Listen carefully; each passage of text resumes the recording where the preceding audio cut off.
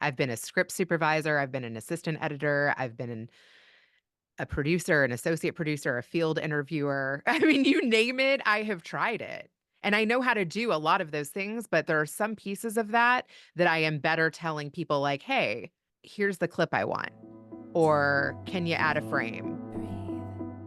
This is Unconditioning, Discovering the Voice Within, with Whitney and Jenkins.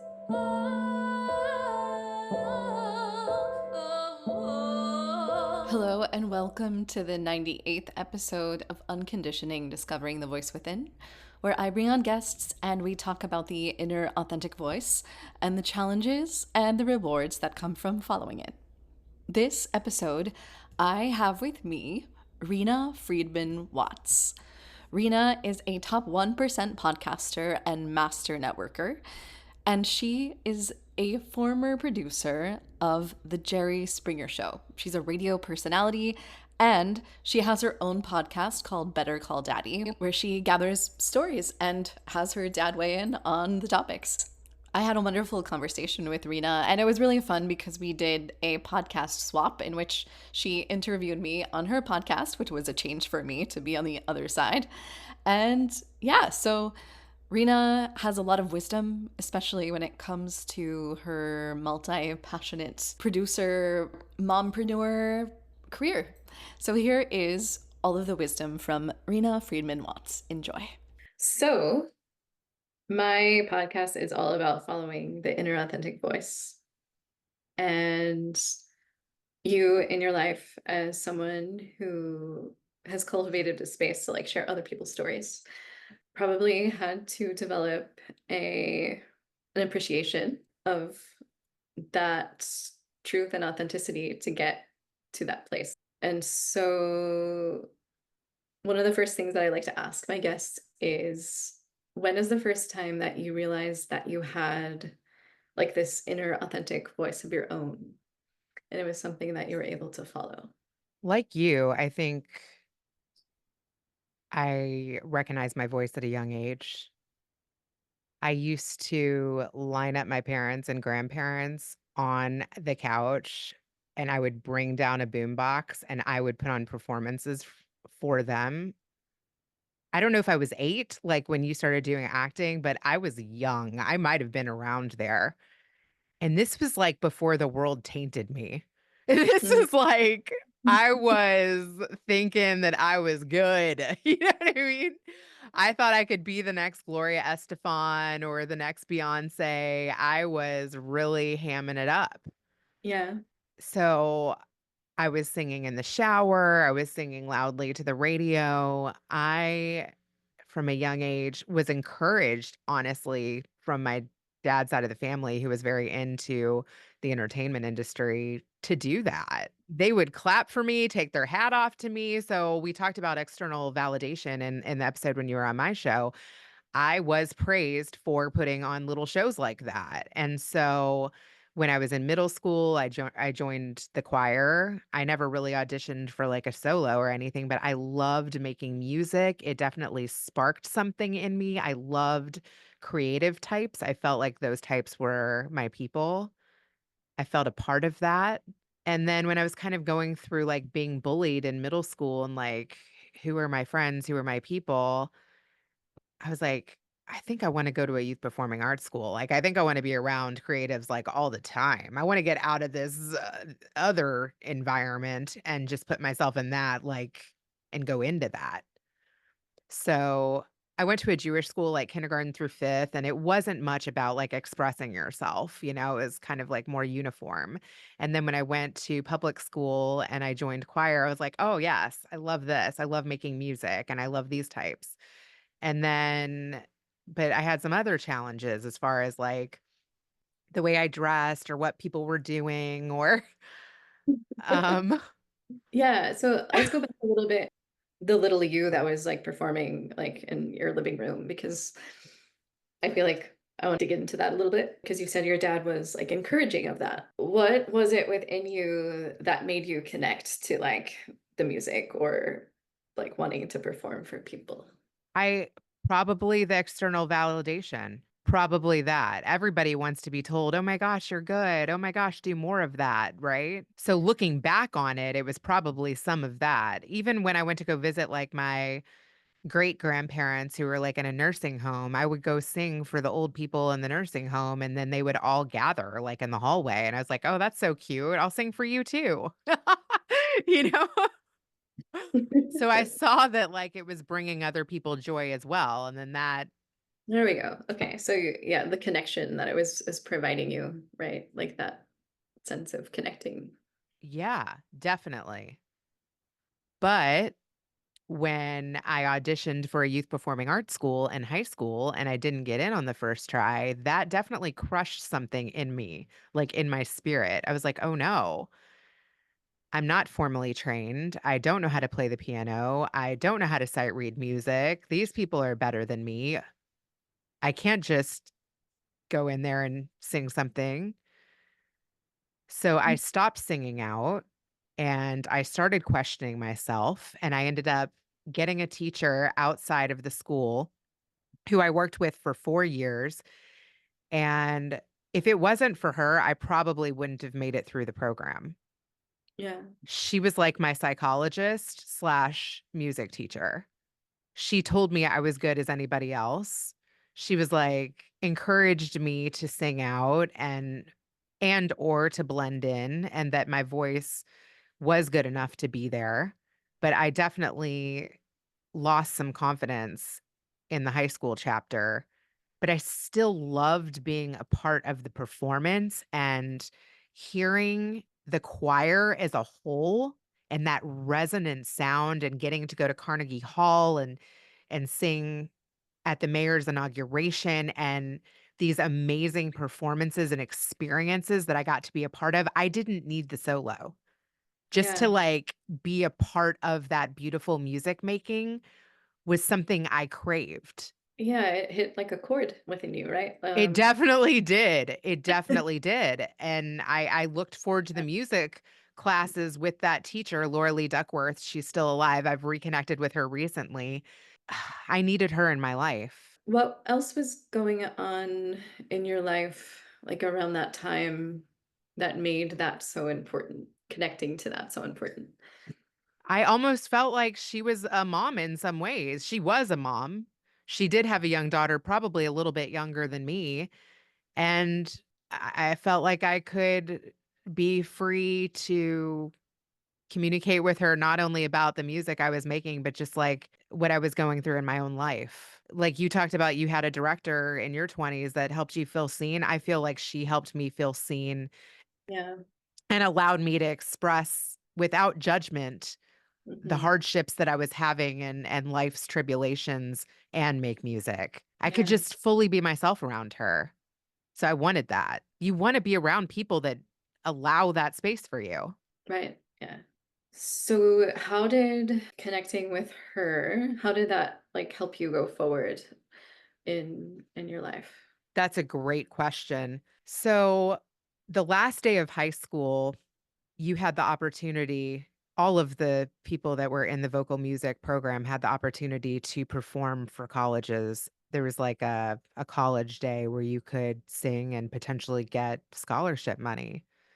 And like I said, I was surrounded by people that ended up going to Juilliard and Boston Conservatory. Actually, Nicole Scherzinger was, I think, a year older than me. And she even was another encourager to me that like took me into the music closet and was like, Rena, today is the day.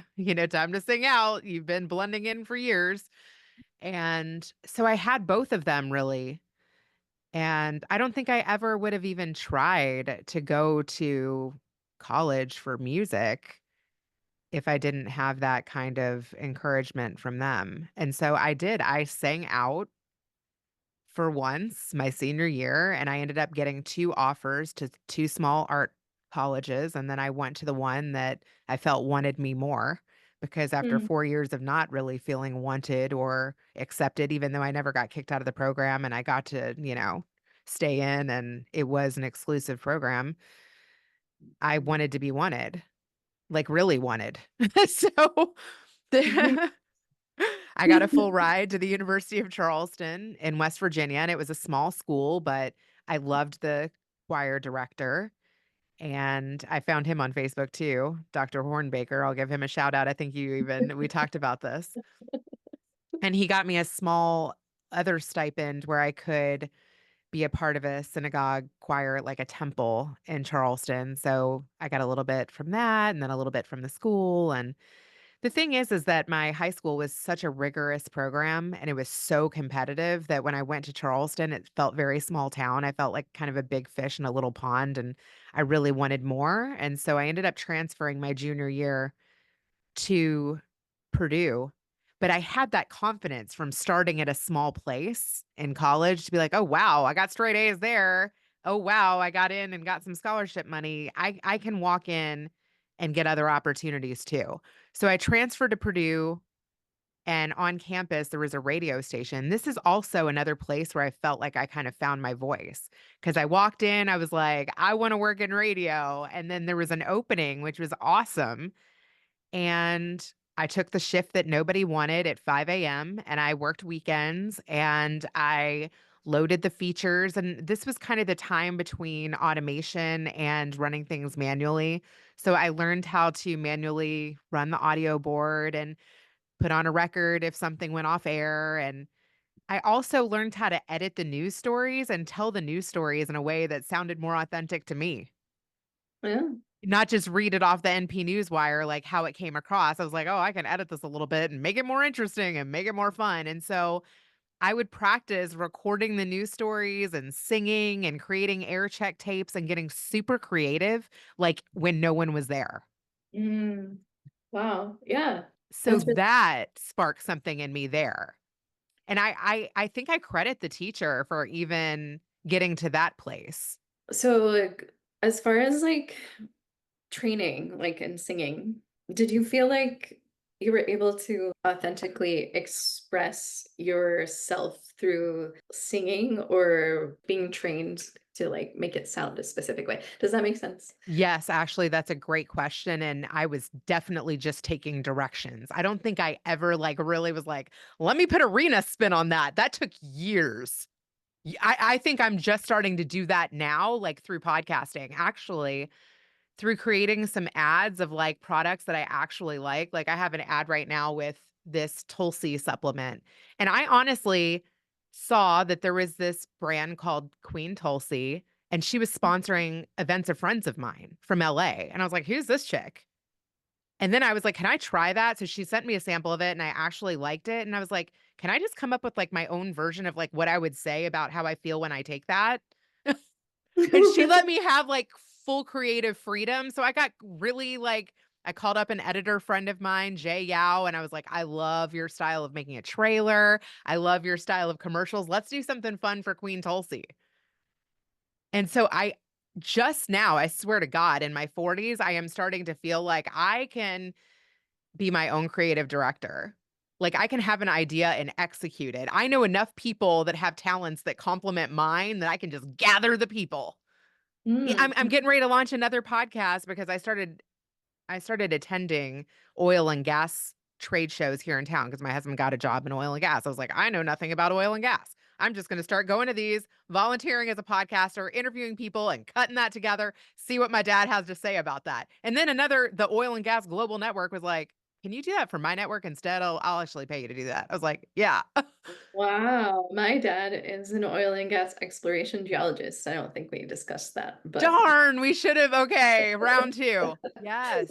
that's another topic. Anyway, so you are finding a way to like connect all of the pieces of yourself. It sounds like in order to be able to promote it and present it in a way that is most authentic to you. It has taken a freaking long time to get there and to have the confidence to be like, I'm a producer, I'm a director, I'm an editor. I have all these skills. I have tried all of these roles. And now I can use all of those things that I've learned in all of these different positions and all of these people that I've racked up to make some even better art. But you got to try them all to figure out like what is Hmm. it that you love doing? What is it that you recognize that you can direct other people to, like, accompany you? Yeah, that's really interesting. So because Because I feel like you have a lot of different avenues or components of yourself that you are kind of like putting together. And so some people have like one thing that they are excellent at and excel at, but people like you, and I feel like I relate to this too, we try certain things from different pieces of different pies. And then we're able to like put them together to sort of produce and be a connector. Oh, 100%. I am a multi-passionate pie. Yeah. So it's refreshing to talk about this because it's not like, "Oh, I excel at a certain craft." No, I've taken all of the things that I've needed to get to this place in your life. Oh, yeah. Oh, yeah. I mean, I have literally tried, I think, every single job in production. I've been a script supervisor, I've been an assistant editor, I've been a producer, an associate producer, a field interviewer. I mean, you name it, I have tried it. And I know how to do a lot of those things, but there are some pieces of that that I am better telling people like, "Hey, here's the clip I want." Or, "Can you add a frame?" Or, "Can you mash this up?"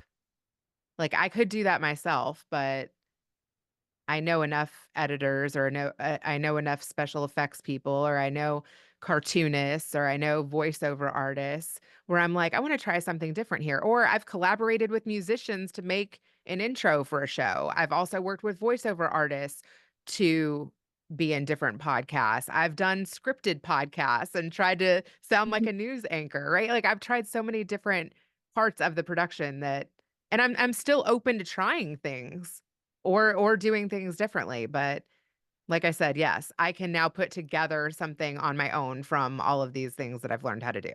So in gathering all those skills from all those things, what is it that you are wanting to apply those to now? Like, what would be most authentic for you to express? One thing that I'm doing now that I've worked up to and would have never been able to do 4 years ago is live interviews. I've now after hundreds of interviews, I am now much more comfortable being less scripted. I Part of why I didn't continue on in the vocal music program in college was because I did not love the stage. There are people that love the stage, and Yeah. God bless them. My dad is much more comfortable doing that than me. I am much more comfortable with smaller groups of people and with one-on-one or one-on-three. I love doing live interviews and even having a co-host and bouncing ideas off of someone. I feel like I'm really good in that environment. But do I need an audience of 1,000 to do it live in front of a crowd? I'm not there yet either, and I think the reason podcasting even works for me is and radio as well is because I can't see the audience. I hear from them, and then I'm like, "Oh, yeah, that's fun," but I don't see all of the listeners. I treat podcasting like I'm talking to one person, Mhm. Yeah. and that works well. I feel comfortable talking to 1 or 2. And you've done a lot of podcasts, over 300 or so, right? Like, or more. Yeah, So hundreds. And I've also produced other people's podcasts now, which I also love doing that because I feel like when you help other people's ideas come to life and you hear how they're approaching it, it kind of like gives you new ideas and new energy that you might want to try with your own. So I am producing a couple of other people's podcasts as well, and I think that that also is a way in which I'm expanding. definitely. What is it about podcasting that you feel compels you to continuously show up for it? That's a great question. I think one, I mean, the technology is so easy to do now. That there's a very low bar to entry. I'm like, "Oh, wow, I can do this and I can do it as little or as much as possible." And I do notice, like, when I do lots of interviews in a row, I'm just like any other craft. You're fresher at it. It's and then when I take months off from doing it, I'm like, you kinda gotta get back into the swing of it, right? But it's a Mhm. skill, and it's something that I wanted to get better at and something I enjoy doing. 'Cause you ask really good questions. Where do those questions come from? Like, do you have a process or because you have to listen, like, to come up with those things, like, you know what I mean? Okay, so I have developed a little bit of a process. Like you and I, before we recorded, we had a conversation. And thank you, AI. I have a note taker. And it kind of highlighted some of the engaging parts of our conversation. And so I talked to my dad beforehand and was like, "Hey, I'm talking to a fellow podcaster today, and she created a show about finding your voice, and she's an actress and she's a musician." I was like, "What are your thoughts on finding your voice?" So I started kind of with that. And then I also took note of some of the questions that AI had given me, and how did that pertain to your answer to what my dad said about finding your voice. So my dad said that a lot of people lie to themselves about finding their voice, and that we lie to ourselves every day. So I kind of started with that because it was like tying you into the daddy theme. I talked to my dad about you. What does he think about finding your voice? And then from the finding your voice conversation and how you responded to that, how does that open up to the masses, right? Hmm. So, how do other people find their voice? How do other actors deal with mental health? How does mental health play into their careers? So, it's Hmm. just kind of like thinking about the themes that you talk about and then also tying it to my theme, which is how do our dads influence us? Are you a daddy's girl? How has your upbringing played into your art? Yeah. So speaking of that, how has your dad influenced you and through this podcast, even like having him be sort of like a cohort in exploring these topics? That's really interesting. My dad, I was telling you off camera, has opened up to me now in ways and around subjects that I never would have imagined. And it's so beautiful that by other people sharing their life experiences, their highs and lows, their challenges, their path, it has brought up things in my own dad's life that I didn't know about. So my dad relating to other people's wisdom and other people's struggles, it jogs his memory of things that I wouldn't think to ask. So it's like the more people that the world is synergistically bringing you, maybe there's something spiritual around that that you should entertain versus push away. Mhm. It's also interesting how I'm using the word interesting a lot. I have Um, my words like that. Yeah, as you talk to someone about their story, like the specificity of that, like the how personal it is, has such a universal message. for sure. Right. Like nobody else has your exact path, but there are things on your path, if you get really detailed and you get really juicy and you get really authentic, that other people can relate to, whether it exactly happened to them or not. They've experienced something close enough if you paint it clear enough. Right, it's like, 'cause the more intimate you get with, like, your own things, the more universal it is, strangely. But then, like, throwing your dad into the mix as well, like, He it really keeps me accountable. He's kinda, like, like, amplifies that in a "Oh, way. yeah." Exactly. It's also interesting too, because there have been a couple things that have come up where he remembers things differently. Like, when I talk about being bullied, he's like, "I went over to that person's parents' house and talked to them." I'm like, "You did? I don't remember that." Okay, well, it didn't make a difference if you did, because that chick did not let up. You know what I mean? He wants to be the hero of that story, but, like, I literally had to switch schools because she was so insane. Like, I'm like, "I wanna think that you did, but I certainly didn't notice a difference from you doing it." And it's interesting because I am very still sensitive to bullies, where if I'm feeling bullied because I, from my past, didn't feel like it got resolved well, I'm much quicker to wanna speak up or hide.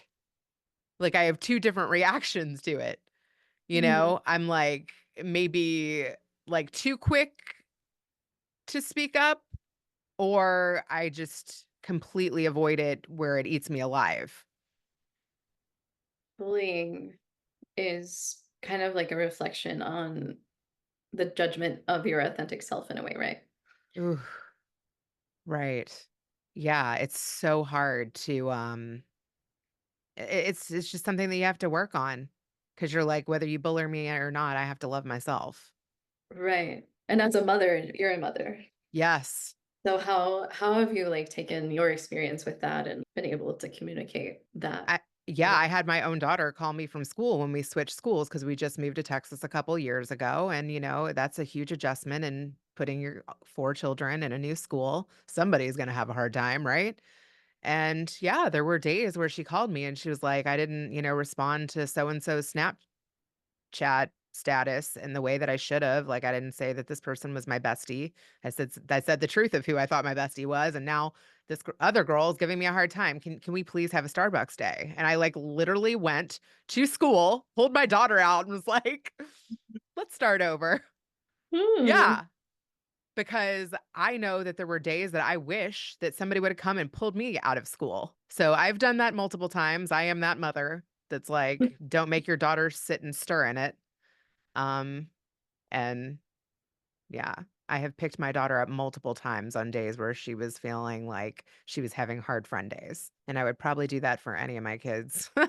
It might be a little bit like a fine line there, like, sometimes your kids need to go through hard times and work stuff out themselves, but I felt like she's having to be resilient enough moving to a new city and a new house and, like, not having our stuff together, and, like, if you can make your kid's day a little bit freaking brighter by sharing lattes, there's gonna be very few days throughout your life where you get to be that person. So I feel Right. like I kind of go above and beyond because I wanted that with my own mom and didn't have it. Right. Yeah. So like, you're honoring her authenticity and like being able to share her voice and like what she's wanting and desiring and I'm a bit of a pushover, though. I mean, she's gotten me to take her to some expensive concerts like that. "Hey, mom, I really just wanna go with you."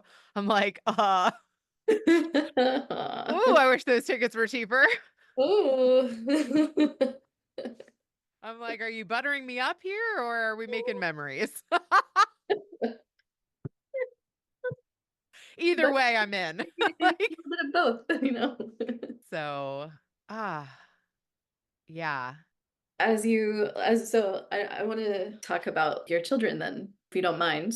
Yeah. Uh, because as you were growing up and you were, cultivating like your inner voice, your inner child, and like performing for your living room full of people, do you find that your children have those things? Can you recognize those things inside of them? Oh, that's a great question. I feel a little bit guilty for not getting my kids music lessons. We've just done a lot of like moving around, and I feel like my parents stayed in the same house my whole life. I mean, other Mhm. than one apartment before the house, but they have been in the same house. My room still looks like it looked in 5th grade.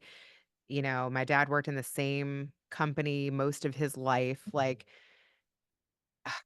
I've had 4 kids in 3 states, and we've moved from California to Kentucky to Chicago to Texas, and that in itself, oh my god, has been so challenging. Mhm. Um, so I feel like I see gifts in my children, like, sometimes when I hear them, like, match my pitch or we'll sing together before bed. I did that with all of my kids, like, where I'm like, I try to teach them how to, like, harmonize or to feel that vibration when we hit the same note, or, I've bought them different instruments to play with and I see that, wow, I'm like, "Oh my god, he has like some natural ability there." And they've asked me for lessons, but I'm like, braces or lessons or get to Mhm. school on time or, after school curricular at the school. So I feel like they have there's always more that you can do, but one thing that I can do is go to a concert or expose them to new art or to take them with me when I'm doing something creative. So I've tried to kind of encourage it in that way, and I've also shown them that they have a cousin that taught themselves how to play piano themselves on YouTube. Yeah.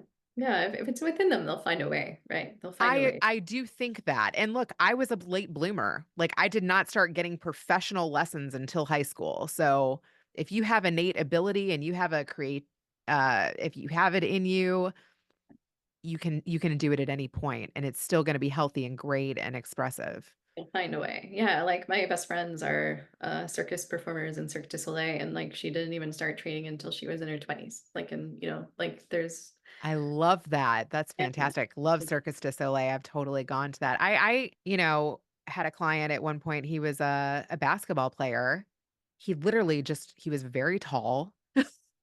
And he didn't start playing, I think, until, like, his sophomore year in high school, like, at all. But he was like, "Everybody always asks me if I am." He's like, "I am, like, made for it." And then he just, like, one summer worked really, really freaking hard, and he had some natural talent, and he made the team, and then he ended up being, like, a bench player in the NBA. It's, like, insane. Like, you don't hear these stories, but they can happen. Yeah, absolutely. And you've been like doing this podcast thing for like a while, like hundreds and hundreds of episodes. So like which episodes do you feel like fully sort of share or express your authenticity the most? Well, one that I was super proud of and kind of like made things worth it was like getting to go back to kind of my beginnings where my very first job out of college was the Jerry Springer show. I didn't even realize like how monumental of a show that was or that opportunity was until like after. But getting to catch up with him 20 years later, and then also some of the guests that I've kept in touch with from the show, because they kind of knew me from a different chapter, that was really meaningful, and I felt like I got my own closure with Jerry, where it was like, this isn't for the network, it isn't for, like, sponsors. I get to have a heart to heart with a guy that, like, knew me right out of college. It was my first job, and, like, he knew me as a kid with stars in my eyes. Like, what does he remember about me from that time? And what does he remember about the show from that time? And that was so meaningful. And just to be able to have a platform where you can catch up with people from different chapters of your life in that way. Also, I interviewed my grandmother pre her kind of, like, losing her memory. Like, she's 96 now, and has either, I don't know, some sort of dementia or Alzheimer's where she can't tell that her story in the same way. And now, honestly, like many trips that I go to visit her, I'll put the earbuds on her ears and Oh. play that interview for her, and her whole face lights up. And it reminds her of that time and those stories that she could tell. So that was really meaningful. I even took a tape that I found of her husband, her late husband, and I had that transferred to an MP3 from a cassette that I found of my grandfather, and I did, like, a little voiceover in between, and I said, "This is my grandma's story, and then this is a tape I found of my grandfather," and I, like, welded those 2 together. But at the Mhm. same time, even those meaningful stories, every single episode with every single guest, I really strive to make them the best that they can be and improve from the one before, because I consider every episode a piece of art. Yeah, and also like you're giving people an opportunity to remember who they are, which is huge. I am capturing one little moment or piece of time that they will look back to, and it's so fleeting. You may not even feel that way tomorrow, Mhm. but you are sharing this special little piece with me, and I can gain wisdom from that, and so can other people. Yeah, I love that I've created a treasure trove of those moments. Mhm. Yeah, it's really magical. You're doing that too. It's Try. really cool. Yeah, it's really cool to get people to think of themselves even in a different way, right? To like get them back to that. It's amazing too because I've interviewed people that I've worked with in the industry. I also thought in the beginning that that would be interesting to people, like to catch up with people that I worked with at Nanny 911 or to catch up with people that I worked with at Kill Reality. Like everybody wants to know, like, these reality shows that I worked on in the beginning of my career. And it's interesting because I interviewed somebody that, when I started with her, she was like a story producer, and I've had that role. And now she's an executive producer. Like she has a seat at the freaking table. She's pitching her own shows. Like in my eyes, I'm like, dude, you freaking made it. You know what I mean? What's It's that like? What is an executive producer? Like, define that for me. right. Yeah. And even an executive producer, because there's so many different definitions of that, doesn't so often put herself in the spotlight or tell her story. So, in a way, we have become experts at doing that and at helping people do that better. So, I feel proud of that too. Mhm. It's a skill Yeah. and an art. It is an art. You're right. It's craft. Since you are usually the one that holds space for other people to share their stories, is there anything on like the top of your mind or your heart that you would like to share in this moment? One thing that I am thinking as you asked me that is that I just want to be present with people and not always like be thinking of what's in the future. That's something that I've always really struggled with. And I know as probably a Reiki master and somebody who's into meditation and taking walks and thinking about things holistically, like I want to leave more space for that because when you do slow down and when you do pause as an artist, the most beautiful ideas come when you can just do that. I need more of that instead of like constantly having all of these lists. Like, when you were saying you go on a walk and you, like, actually think about, like, big picture ideas, I was like, "Damn, I need to, like, do that." When I go Well, on a walk, I'm like, "Oh my god, what am I gonna do off my list?" I you also have children and like a family that yours like raising. But yeah, I feel like it's really important to be able to hold space open for those things because if like you have a list, you're filling in the things and the something can't be surprising or if you're constantly like filling in the space. Yes. And I one thing I've noticed from new podcasters that come my way and they have, like, this excitement and all these ideas that they wanna execute. Oh, there's such richness there, and there's something that you can really learn from actually talking to people at different stages of the game. So people that are just starting out, some people that have done 25 episodes, 50, 400. I've talked to podcasters. I love talking to podcasters because you can always learn something from what other people are discovering. But with new podcasters, they are willing to get messy. They are willing to be much more vulnerable. And the more a lot of times you do something and you become more skilled at it, you also become more of a perfectionist. I know for me, like how many times do I redo an intro or that I'm not happy with it or that I want it to be better?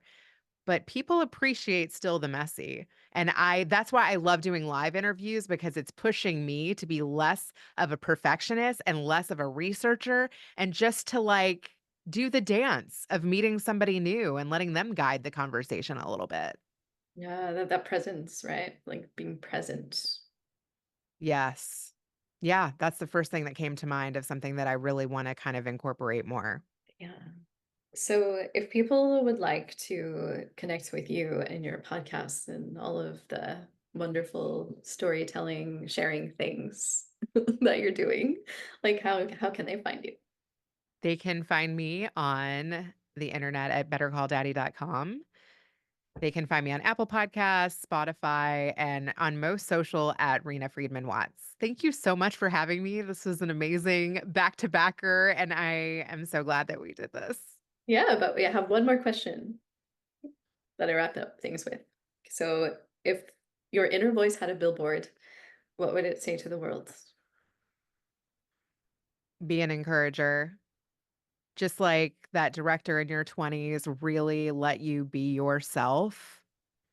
If you can create that space for someone, just even one person, where you really like no judgment, let them be themselves around you and you show them some love, that has tremendous ripple effects.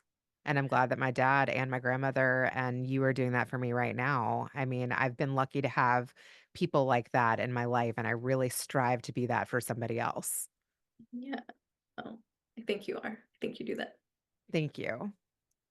Yeah, thanks so much for joining me and all of your wisdom today. Thank you.